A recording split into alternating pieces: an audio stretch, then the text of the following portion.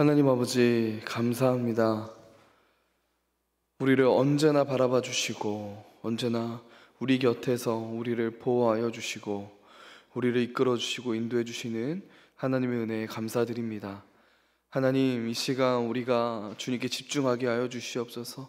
하나님의 말씀을 사모하고 갈망하는 그 마음을 우리에게 허락해 주시옵소서.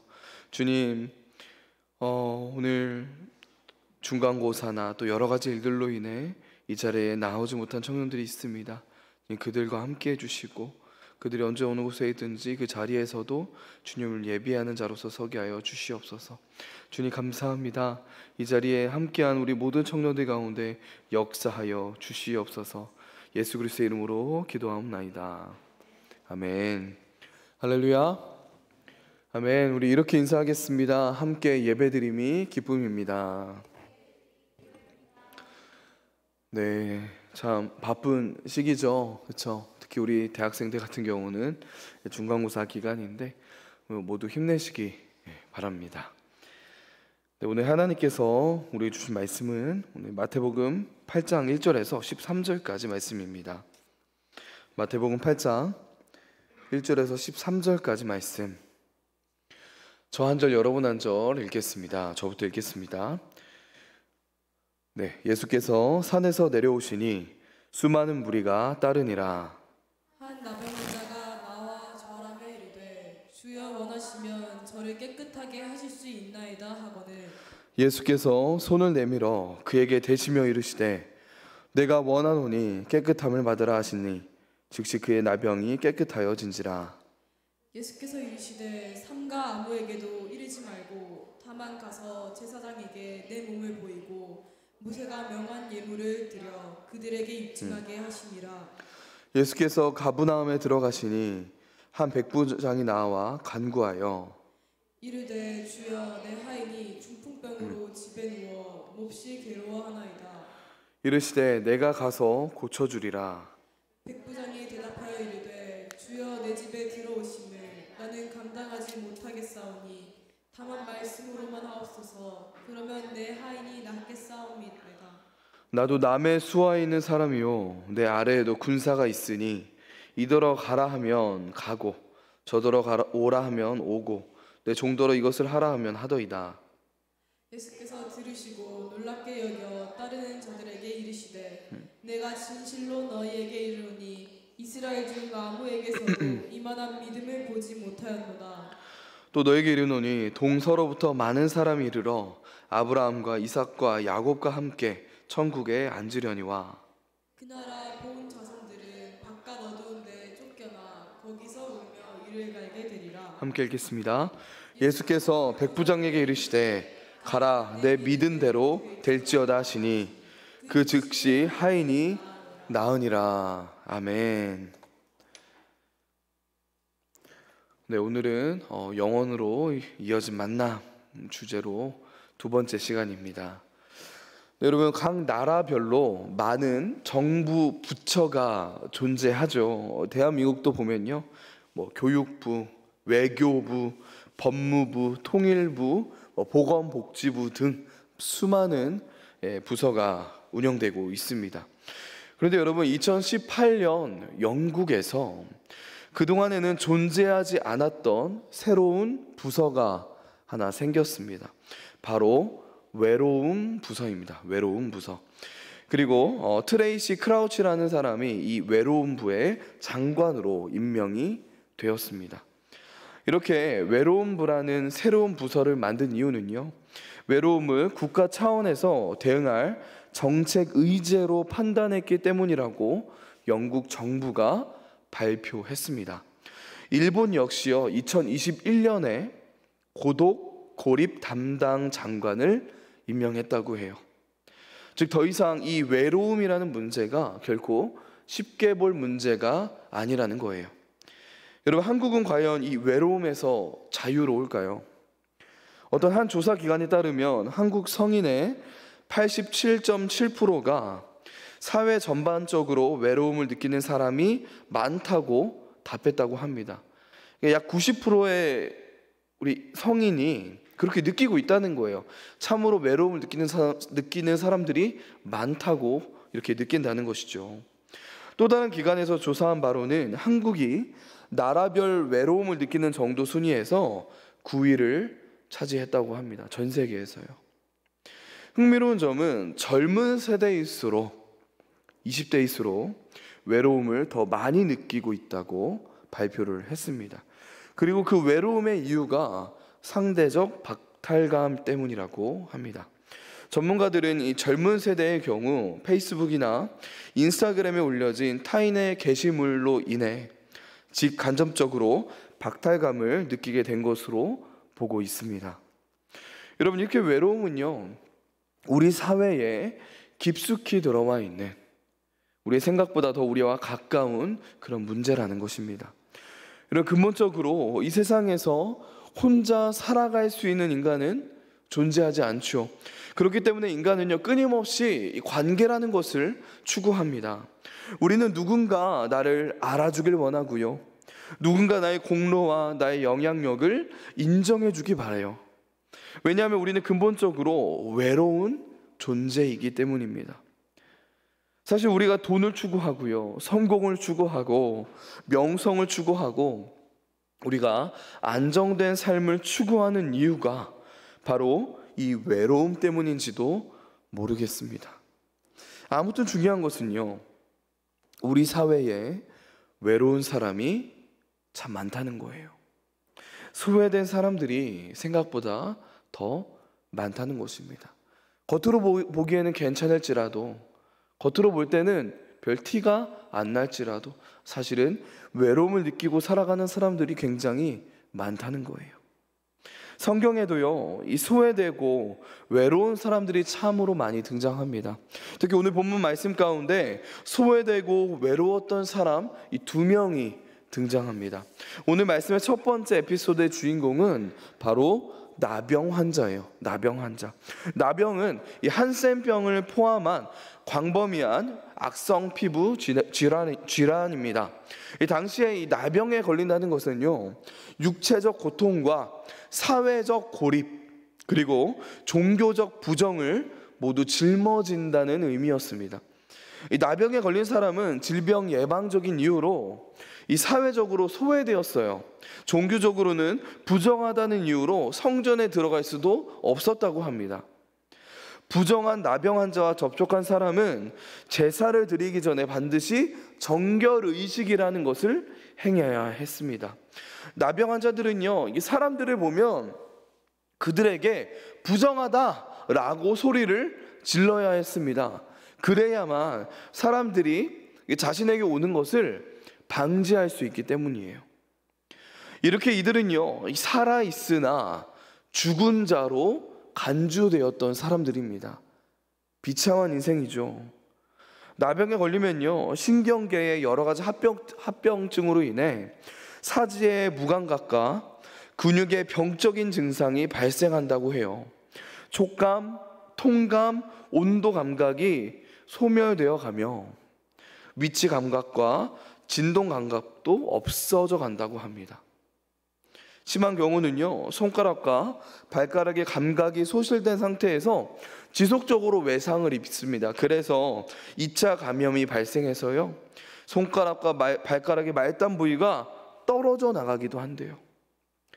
이렇게 여러분, 육체적 고통이 엄청난 병이 나병이라는 거예요.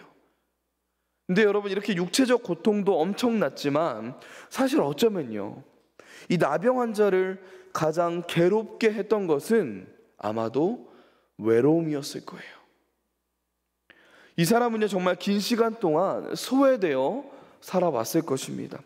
그동안 얼마나 외로웠을까요? 더 나아가 이 유대인들에게 있어 이 하나님이라는 존재가 얼마나 컸습니까? 그렇죠? 그 영향력이 컸다고요. 사회적으로 문화와 삶 그 자체였습니다. 유대인들에게요. 그들에게 하나님으로부터 단절된다는 것은 죽음을 의미했다고요. 이렇게 사랑하는 가족, 친구들과 함께 할 수 없는 것도 굉장히 슬픈 일인데, 신마저, 하나님마저 나를 버렸다는 생각 속에서 하루하루 괴로움과 고통 속에서, 그 외로움 속에서 이 나병 환자들은 살았을 것입니다. 이렇게 사회와 가족과 신에게 버림을 받은 사람에게 예수님은 어떻게 하셨을까요? 우리 이 3절 앞부분을 함께 읽겠습니다. 3절 앞부분입니다. 시작. 예수께서 손을 내밀어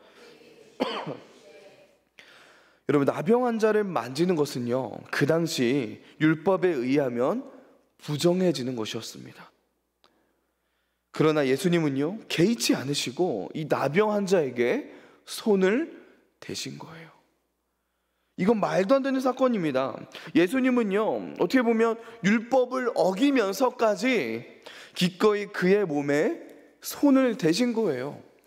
여러분 생각해 보세요. 그 나병 환자에게 누군가 손을 댄 겁니다. 아마 본인이 가장 놀라지 않았을까요? 그는 짧아도 약 몇 년 동안, 길으면 약 20년, 30년, 40년 동안을 가족과 떨어져 소외되어 살아왔을 것입니다. 모든 사람이 20m, 30m 밖에 오면요, 그를 발견하면 도망가기 바빴다고요. 그 누구도 그와 눈을 마주치고 싶어 하지 않았겠죠. 아마 그는요, 이 병에 걸린 후에 사람의 온기를 전혀 느껴본 일이 없었을 것입니다. 그런 그에게 예수님께서 손을 대신 거예요. 여러분, 여기에서 정말 중요한 것은요, 예수님은 말씀만으로도 얼마든지 그를 고칠 수 있었다는 겁니다. 이 사건 바로 후에 실제로 예수님께서 말씀만으로 병을 고치셨어요. 그럼에도 불구하고요, 예수님께서 그에게 친히 손을 대셨다는 거예요. 만지지 않아도 되는데 그냥 말로만으로도 충분히 고칠 수 있음에도 불구하고 기꺼이 그 나병 환자의 몸에 손을 대신 것입니다. 여러분, 동시에요, 이 나병 환자는요, 그를 향한 누군가의 따뜻한 눈길을 오랫동안 보지 못했을 것입니다. 그렇지 않았을까요? 그 누구도 마주치려 하지 않고 눈길을 피했을 텐데 예수님은 따뜻하게 그의 눈을 바라봐 주셨습니다. 즉 예수님은요, 그의 육체적인 상처와 병만 고치신 게 아니라 그의 영혼을 감싸 안아 주셨다는 것입니다. 여러분, 그 예수님의 손이 얼마나 따뜻했을까요? 그의 온기가 얼마나 그에게 따뜻하게 느껴졌을까요? 예수님의 그 눈빛이 얼마나 따뜻했겠습니까? 얼마나 다정했을까요? 예수님은요, 그에게 하나님의 사랑을 보여주신 거예요.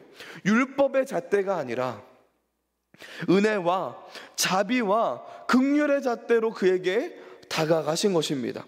여러분, 솔직히 저라면요, 제가 예수님의 그 입장에 있었다면 몸에 손 안 댔을 거예요. 누가 볼지도 모르잖아요. 누가 보면 괜히 뭐 율법을 어겼네 뭐 이런, 여러분 괜히 긁어 부스럼 만들 필요가 없지 않습니까? 그냥 말씀만으로도 병을 고칠 수 있는 분이잖아요. 제가 그랬을 것 같아요. 그런데 이 나병 환자를 향한 이 예수님의 사랑과 긍휼이 율법보다 컸다는 거예요. 비교가 되지 않았다는 것입니다.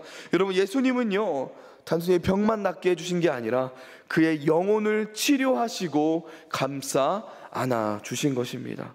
이렇게 예수님은 손을 내밀어 그에게 대셨습니다.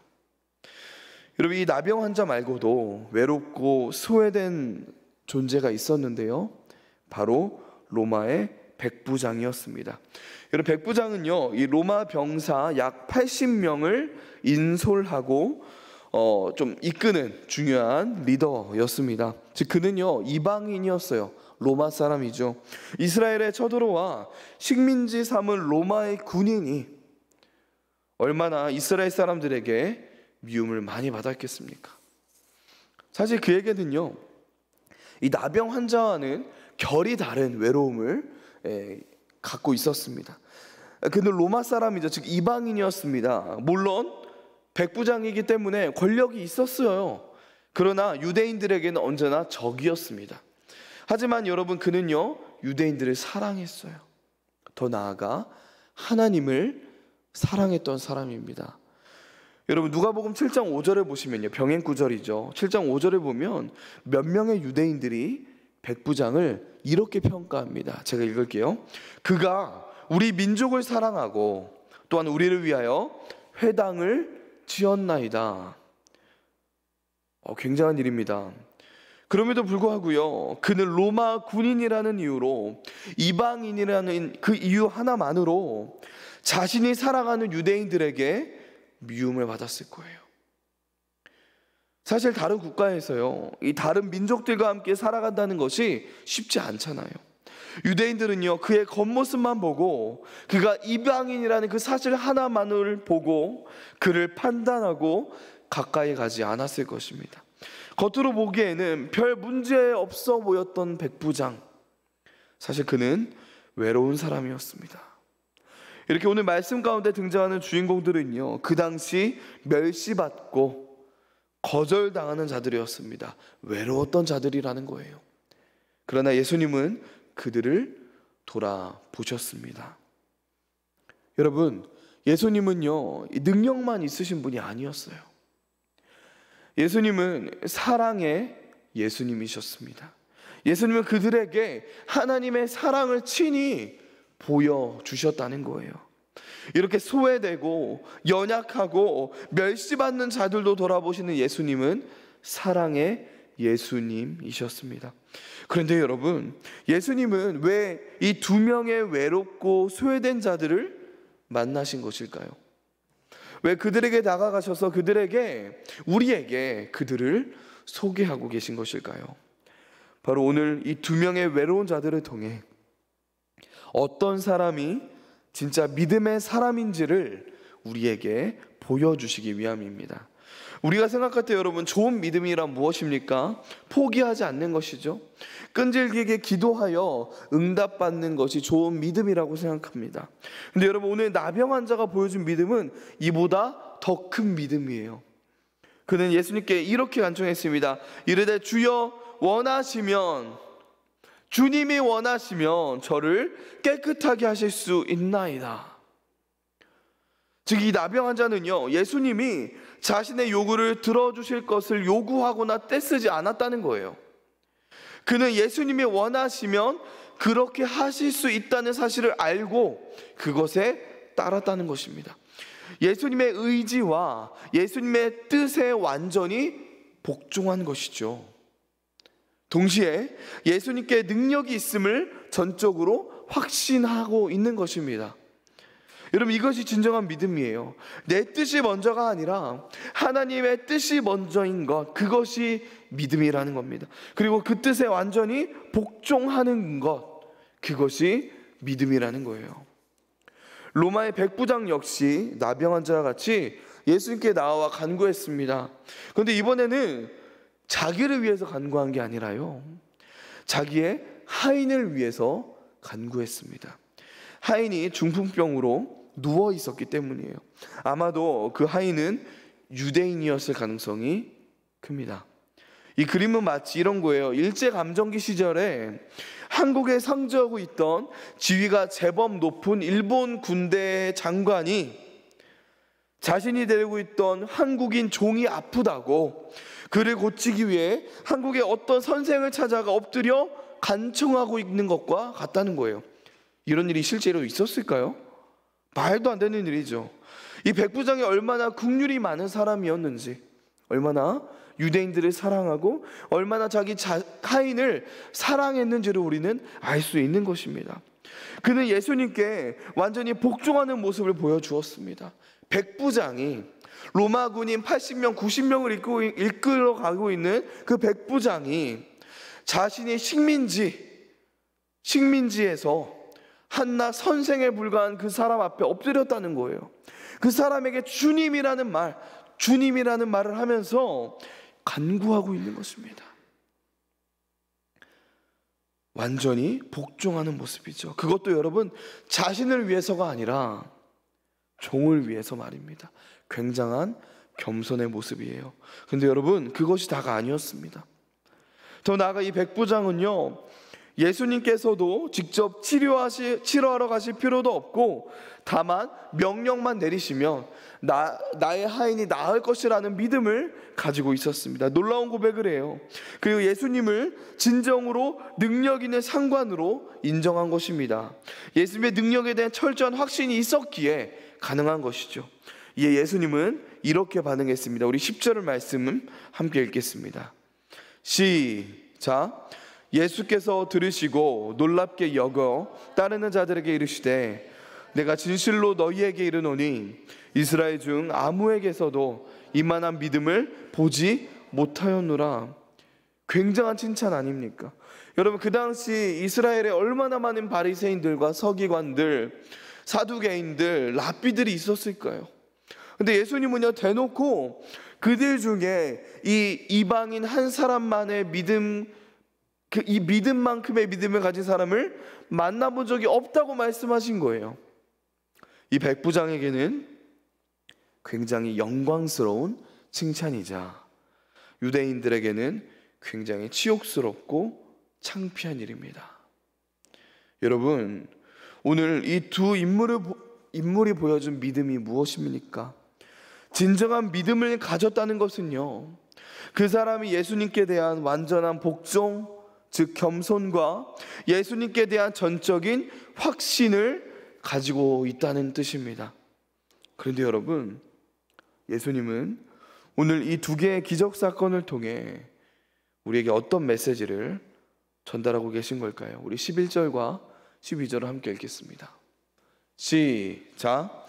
또 너에게 이르노니 동서로부터 많은 사람이 이르러 아브라함과 이삭과 야곱과 함께 천국에 앉으려니와 그 나라의 본 자손들은 바깥 어두운 데 쫓겨나 거기서 울며 이를 갈게 되리라. 유대교의 주류 사회에서 무시당했던 그 백성들이, 이방인들이 예수님의 특별한 선교 사역의 대상이 되었다는 것을 나타내고 있습니다. 여러분, 그동안 유대인들은요, 하나님의 나라가 유대인들만의 나라라고 믿었습니다. 그들만의 특권이라고 생각했어요. 그들에게 이 선민의식이 있었다는 거예요. 그래서 그들에게 이방인들은 그저 상종 못할 지옥의 땔감이었습니다. 그러나 오늘 말씀 가운데 예수님께서는요, 이 하나님의 나라는 유대인들만의 나라가 아니라 믿음의 사람들의 나라라고 선포하고 있는 거예요. 믿음의 사람이 어떤 사람입니까? 방금 나누었죠. 하나님께 대한 완전한 복종, 즉 겸손과 하나님께 대한 전적인 확신을 가지고 있는 사람입니다. 그런 사람의 나라라는 거예요. 단순히 유대인의 나라가 아니라, 율법을 지키는 사람들의 나라가 아니라 예수님께 복종하는 사람의 나라, 예수님께 완전한 순종과 겸손을 가지고 전적인 확신을 가지고 나아가는 사람, 그 사람의 나라가 하나님의 나라라는 것을 선포하고 계신 거예요. 바로 오늘 말씀에 나병 환자와 백부장처럼 말입니다. 우리가 보기엔 별 볼 일 없어 보이는 사람들, 이방인들, 나병 환자, 그 사람들이 이 하나님의 나라의 백성이라고 선포하신 거예요. 여러분, 이 세상은 여러분 신에게 가려고, 신에게 닿으려고 어떻게 합니까? 수행하죠.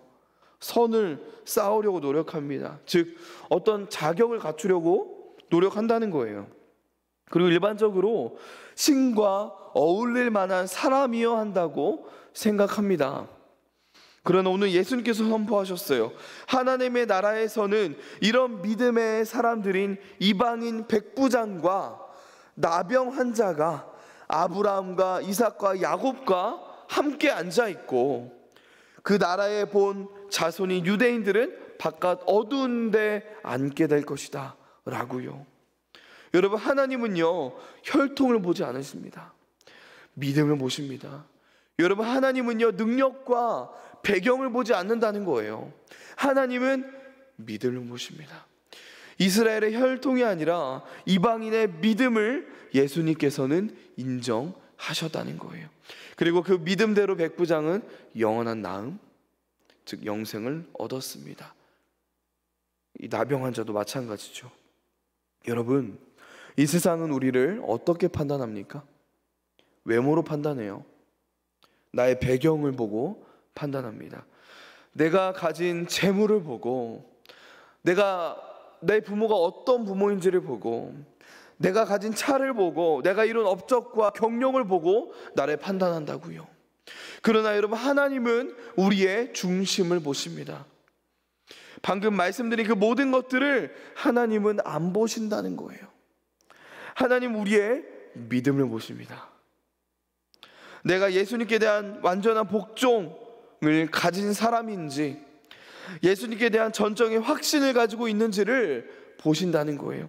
내가 예수님만을 의지하는 사람인지 아닌지를 보신다는 것입니다. 그것을 보시지 우리가 가진 것, 내가 이룬 것, 나에게 어떤 잠재력이 있는지 그것들을 보지 않는다는 것입니다. 여러분, 그 누구도 거들떠보지 않았던 나병 환자, 사회와 가족과 신에게 버림받은 자였던 그 나병 환자, 그 누구도 가까이 가지 않고 눈을 마주치지도 않았으며 더욱이 그 누구도 몸에 손가락 하나 안 댔던 그 나병 환자, 그런 그에게 예수님께서 손을 내밀어 몸에게 손을 대셨습니다. 그가 가지고 있던 상처, 그 아픔, 그 모든 것, 두려움과 외로움을 공감해 주시고 감싸 안아 주셨다고요. 여러분, 겉모습만 보면 부족함 없어 보였지만 이방인으로서 유대인들에게 미움과 거절을 받았던 백부장이 있었죠. 정말 유대인들과 하나님을 사랑했지만 이방인이었기 때문에 지옥의 땔감으로 여겨졌던 백부장, 이렇게 미움받고 거절당하던 외로운 백부장에게 예수님께서 다가와 주신 거예요. 그리고 그의 겉모습이 아니라, 그 당시 사람들이 판단하던 그 기준이 아니라 그의 믿음을 예수님께서 보셨습니다. 그 누구도 보지 못했던 믿음을 예수님은 꿰뚫어 보셨다고요. 여러분, 예수님은 우리의 믿음을 보십니다. 여러분, 우리가 인생을 살아가다 보면 때로는 우리가 혼자라고 느껴질 때가 있을 것입니다. 누구 하나 나의 마음을 몰라주는 것 같고 내 말을 귀담아 들어주는 것 같지 않는 그런 순간이 올 거예요. 내가 이룬 것이 너무나 초라하고 내가 이룬 것이 아무것도 없는 것 같은 이 세상의 시각과 이 세상의 판단으로 보면 나는 그저 그런 사람이구나, 나는 아무것도 아닌 사람이구나 라고 생각이 들 상황이 올 것입니다. 여러분, 그때 예수님을 기억하십시오. 예수님은 항상 여러분 곁에 계십니다. 그리고 여러분의 아픔과 상처, 여러분의 두려움, 외로움을 공감해 주실 거예요. 그리고 여러분을 만져 주실 것입니다. 그러니 우리 하나님만 의지합시다. 오늘 말씀의 나병 환자처럼, 백부장처럼 예수님만 의지하며 그 믿음으로 걸어가는 저와 여러분 되길 소망합니다. 우리 함께 기도하기 전에 이 찬양 함께 읽었으면 좋겠습니다.